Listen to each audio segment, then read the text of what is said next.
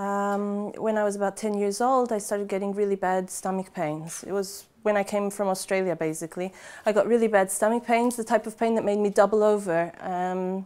And then my mum took me to a doctor, and the doctor said, I think she wants to miss out on school. And he just sent me home. And then I just continued. I started getting explosive diarrhea, lots of pain, and I learned to live with it because every doctor my mum was taking me to was useless. I mean, they didn't know what I had. They were just saying that I wanted to miss out on school. And then when I was a teenager, all the symptoms passed miraculously. I suddenly felt better, I was alive, I could do everything again. And later on I found out that it's because in your teen years it can go into remission. What happens is you don't get any symptoms anymore, but you're still doing damage to your intestine when you're eating gluten. When I was in my early 20s, I started getting really sick again. My hair started falling out, my nails were breaking, I started getting recurrent fractures. I didn't even know what it was like not to do diarrhea anymore, but I never got bothered to go and see a doctor. Then one day I went and I burst out crying in front of the doctor. That was a big mistake. The doctor then sent me to a psychiatrist. The psychiatrist found nothing wrong with me, obviously. She just sent me home. Later on, I got married to James, and I got even more sick. And he just dragged me to a doctor himself, to a consultant.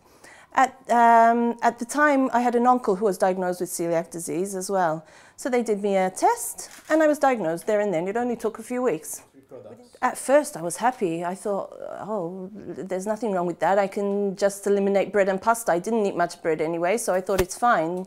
When they told me about celiac disease, the only thing I knew was gluten. It's something to do with gluten, and gluten is found in bread. So we went to the supermarket, me and my husband, and I saw all the products. I thought, oh, well, that's good.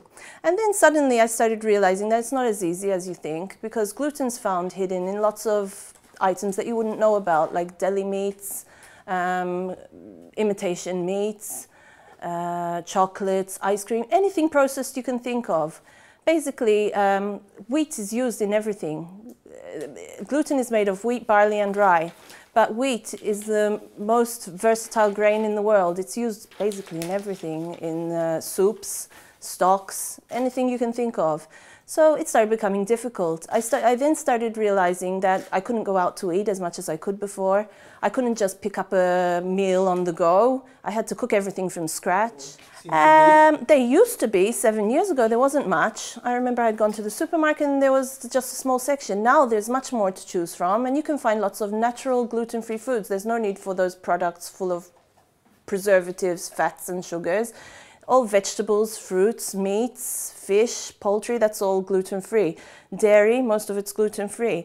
But what you need to do is look for things that have preservatives in them. Then there are the pre-packaged gluten-free foods. Those, they're not as good as you would think. The bread still can be improved.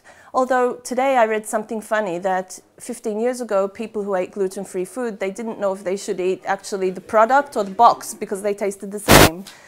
Wow. Yeah, it was so bad. When was this? This was 15 years ago. But now it's okay. They're not too bad.